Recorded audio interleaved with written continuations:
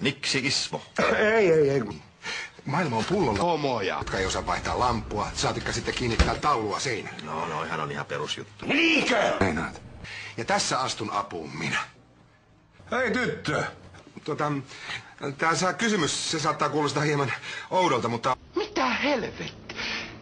Ootko sä siirtänyt nää kookkosmaidot johonkin? Lissu ja tässä on Heidi. No siinäs näet. Kaikille homoille kaikki asiat ei ole yksinkertaisia. Älä sinne selittää, sä oot jäänyt kiinni jo! Tää ohjelma on suorastaan välttämättömyys homoille. Siis kansalaistaito on viidepaketissa. Paketti hiivaa, luritetaan litkupullo ja hyvää tulloa. No aivan.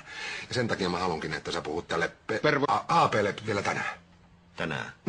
No ei edes kai tuu myöhemmin. Voi helvetti! Tällaiset loistavat ideat, ne varastetaan välittömästi. Sen takia mä haluan myydä sen tälle AP:lle mahdollisimman pian.